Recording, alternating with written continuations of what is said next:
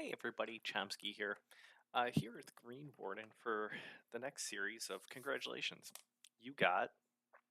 Uh, so before that, I do want to say a little shout out to Bront Cat Herder. It's his birthday today, and um, I went to the Chinese market and I got myself Pepsi Zero Sugar. Um, just he enjoys Pepsi. Dude needs to get sponsored. Um, the inside joke is that whenever he has a Pepsi, when he's pulling shards, usually something good happens. So, sending out that good mojo his way. So here's to you, buddy. Anyhow, I digress. Here we are with Green Warden. Congratulations, you got him. So what are you gonna do with him? That's that's kind of the great question now, isn't it? What does he do, and why is he good? Is he good? Let's find out. So, have him in a six-piece protection and a three-piece pinpoint. Why? It's because going through his skills, I really just think that's kind of good for him. So let's go through his skills, and then we could kind of circle back. Um, A1 attacks one enemies, transfers all debuffs from this champion to the target, heals this champion by 5% of their max HP for each debuff transferred. Okay, cool, little cleanse.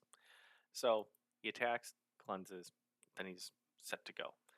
A2 attacks all enemies, has an 80% chance, booked to 100%, of placing a decreased attack for 2 turns. Also, steals all continuous heal buffs from each enemy. This effect cannot be resisted. So, kind of wonky a little bit because when we're going through content, there's really not too much continuous heals that's out there. In PvE, kind of difficult. In PvP, I don't think you're going to be busting him out. He could be useful, but in PvP, really continuous heals ain't that common.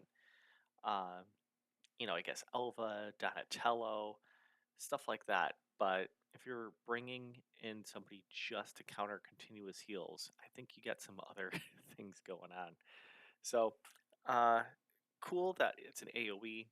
He attacks all enemies, places a decrease attack for 2 turns. That's pretty neat. Steals all continuous heals. Again, it's very conditional, but when it procs, that's kind of cool. The A3 places a taunt, increased defense, and a strengthen on him for 2 turns. So when he first came out, he was one of the first taunt champs. So it was kind of a cool thing to do, especially in Hydra before it got worked again, where you put taunt on him and essentially your dudes don't die in Hydra because he's not being chosen to be eaten, but yet he's taunted.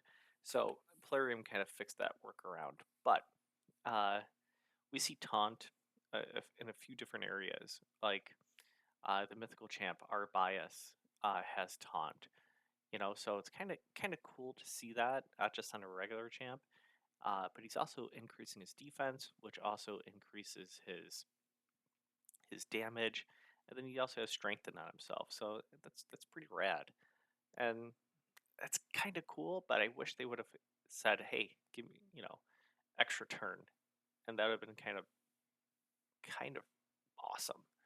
And then we have a passive of whenever an ally loses 10% or more of their max HP from a single hit, places a shield for 2 turns equal to 10% of their max HP. So essentially, it's just you know a replacement of damage mitigation. I think that's kind of cool. There's some sustainability there. I think that's all right. Um, it constantly procs, so that's not bad. All in all, I think he's an okay champ.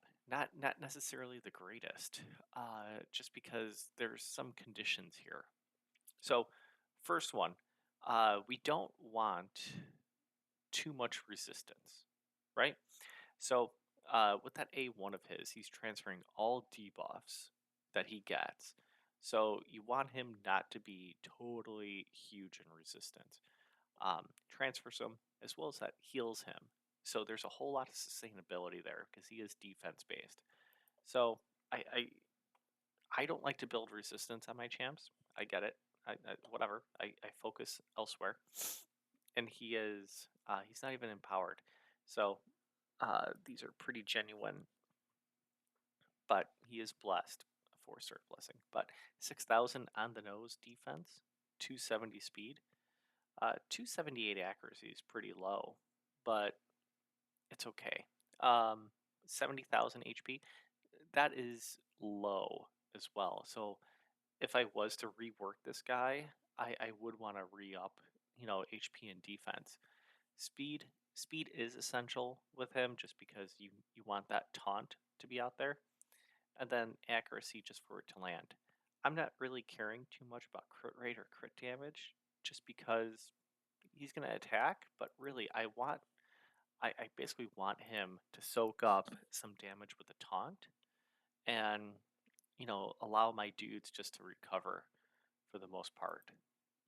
Decrease attack out there, cool. That's not bad. I don't have a relic on him. If I was to put a relic, I would put golden elixir. Just this way he gets that extra bump of HP. You could also do the Gilded Dragonstone just because it is defense, but there is resistance there, so just be mindful of that. It's not bad. I mean, it's 10% defense after so many hits, and he does have taunt, so it's not that bad of an idea. Um, any other damage mitigation would be nice, like a delay, but attack and HP, the attack doesn't make too much sense there.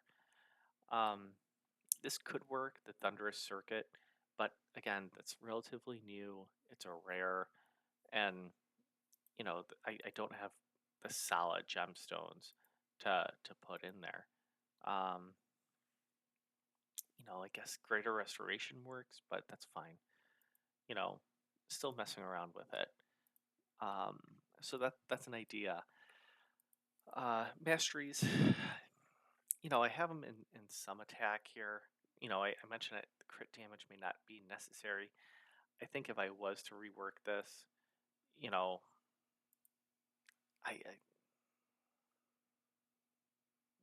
it's one of those where I don't really know if I really do want to go down the offensive tree. I wouldn't mind grabbing deterrence because I'm on a huge deterrence kick. It's another hit, it's another counter attack. So there is potential for damage. I do have accuracy here, and I went down extending the lasting gifts just to extend those buffs. So speaking of which, I went uh, I went 6-piece protection just to gain more HP and speed, and then protecting buffs just makes sense. I want to hang on to that taunt, want to hang on to that strengthen as well as increased defense. It's a very minor bump up for damage for him, but it's still nice, you know. And then I also have pinpoint here, just for more accuracy and speed. I'm not too concerned about intercept necessarily, just because I do want debuffs on him. Uh, so like he could be really good for Nether Spider, for Dragon. Just to mirror those debuffs back onto them. That's not bad. It's an interesting strategy for sure. But that can be in place. So I went that way. I also messed around with um, another, um, in case if you don't have protection and stuff like that. I did go like this. It's basically all perception. More accuracy. You could get more defense. HP is fine. 80,000. I'm really wanting 80 to like 95,000 on my support champs. And here you can see that they're not all the way ranked up, or blessed or ascended. If you give Chomsky enough time, he'll get there. So it's not bad, but really getting the accuracy up is kind of essential because you do want that decrease attack out there too. But if you are able to get, um, if you are able to get, that's not the right one. If you are able to get 9-piece protection, that'd be really snazzy, just to get a little bit more damage. But it just didn't. I couldn't do it. I don't have solid protection that I want to give up off my other characters that I use more. But it is something to think about. Uh, it, there's definitely room for growth here. I mean, here's another speed opportunity here, just to get more speed, and I could really crank these up. But CVC's coming up. I got some ridiculous. Uh, I got two quads on the same character, which is nice, but it's okay. So here I got crit damage, but I'm not crit capped. So I may do this up again and have maybe a protection, as much protection as I can, and then a provoke. Just this way, you know, there's already a taunt, so maybe retaliation instead rather than provoke, because that makes sense. But either way, uh, theory crafting it's a lot of fun. Again, you don't want to attack because he is defense based. Uh, you could use him in potentially Hydra, just for all the transferring of debuffs. Chimera could be fun, but really you're only putting out decreased attack out there. This is very self-centered of him. So, okay, putting shield out there that could help with some of the trials. So it's not. There is some potential there. But if you have a good team, then you just do them again. You don't need to go out of the box. But if Plurium ever does add another key and you can only use champs once, then this guy could be okay. He's definitely kind of fun to mess around with, just to see these mechanics at play. But the AOE decrease attack is nice,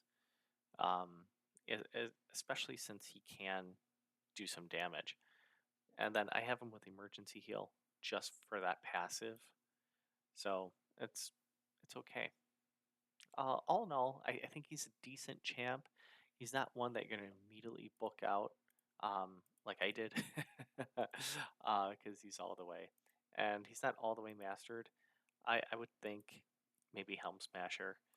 Um, this timely intervention could be all right. I won't be able to get to Oppressor, but I think even then that's kind of a stretch because he's only putting out there just one, debuff out there. Um, he's not casting it, so he's transferring it. We talk semantics really matters, but this is how I have him built, and I think he's an okay champ. I